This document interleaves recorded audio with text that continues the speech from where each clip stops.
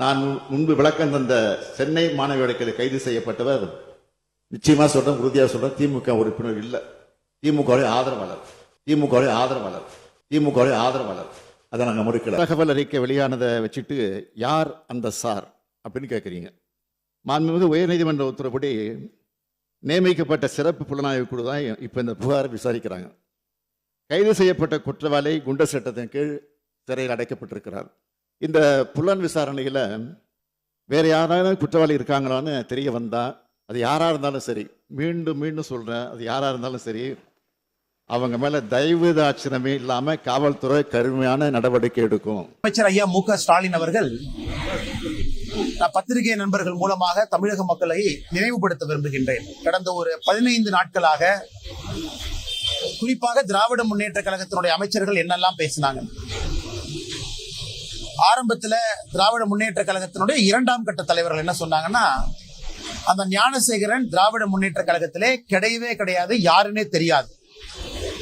இதை அமைச்சர் ரகுபதி அவர்களே சொன்னாங்க, நிச்சயமா திமுக இல்ல, எங்களுக்கு தெரியவே தெரியாது. ஆனா இன்னைக்கு சட்டப்பேரவையில முதலமைச்சர் அவர்கள் பொய் சொன்னா அது பிரச்சனையா முடிந்துவிடும் என்பதற்காக கட்சியினுடைய அனுதாபின்னு ஒரு வார்த்தையை போட்டு தப்பிச்சுக்க பாக்குறார்.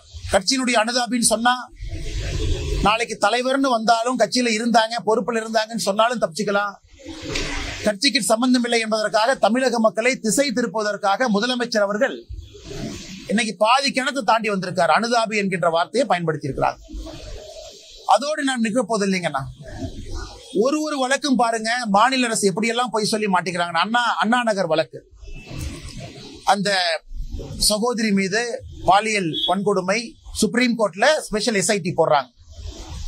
உச்ச நீதிமன்றம் போவதற்கு முன்பு தமிழக அரசு கொடுத்திருக்கக்கூடிய செய்தி குறிப்பை நல்லா பாருங்க. அந்த இன்ஸ்பெக்டர் எந்த தப்பும் பண்ணல, நாங்க விசாரிச்சோம், அதனால் யார் மீதும் நாங்கள் நடவடிக்கை எடுக்க போவது இல்லைன்னு செய்தி குறிப்பில் இருக்கு. ஆனா இன்னைக்கு எஸ்ஐடி பாத்தீங்கன்னா அது சம்பந்தப்பட்ட அதிகாரி ஒருத்தரை கைது பண்ணிருக்காங்க. அவங்க அந்த சகோதரியினுடைய தாய்மார் அடிச்சாங்க அப்படின்னு சொல்றாங்க. அப்படி என்றால் எப்படி மாநில அரசே ஒரு செய்தி குறிப்பு பொய்யாக கொடுக்க முடியும்? அப்படின்னா அந்த முதல்ல விசாரிச்ச அதிகாரி யார்? விசாரிச்ச அதிகாரி மீது நடவடிக்கை ஏன் இல்லை? அதனால் முதலமைச்சருடைய இந்த விஷயமும் கூட ஒரு முழு பூசணிக்காயை சோத்துல மறைக்கிறதுக்கான முழு முயற்சியில முதலமைச்சர் அவர்கள் இறங்கி இருக்கின்றார். அதனால்தான் திரும்ப திரும்ப நாங்கள் கேட்கின்றோம். சென்னை போலீஸ் கமிஷனர் அவரும் முன்னுக்கு முரணாக பேசுறாங்க, சட்டத்துறை அமைச்சர் முன்னுக்கு முரணா பேசுறாங்க, இன்னைக்கு முதலமைச்சர் அவர்களும் முன்னுக்கு முரணா பேசுறாங்க. அதனால் தமிழக மக்கள் இதையெல்லாம் பார்த்து கொண்டிருக்கின்றார்கள், பொறுமையா இருக்கிறாங்க. இதற்கு சிபிஐ தான் தீர்வா? ஏன்னா உங்களுக்கு தெரியும், அடுத்து இங்கிருந்து நாங்க ஆர்ப்பாட்டம் போறோங்கன்னா கொடுவாய் பகுதியில் இங்கே 3 விவசாய பெருமக்களை வெட்டி கொலை பண்ணியிருக்கிறாங்க. நாங்க சிபிஐ என்கொயரி கேட்டு நாங்க கடிதம் எழுதியிருக்கோம். அதற்கு முதலமைச்சர் பதில் சொல்லல. இரண்டாவது, டங்ஸ்டன் சுரங்கத்தை பொறுத்தவரை முதலமைச்சர் அவர்கள் ஒரு விஷயத்தை புரிஞ்சுக்கணும். மத்திய அரசு தெளிவாக டங்ஸ்டன் சுரங்கம் அங்கே அனுமதி இல்லை என்று சொல்லியிருக்கிறாங்க.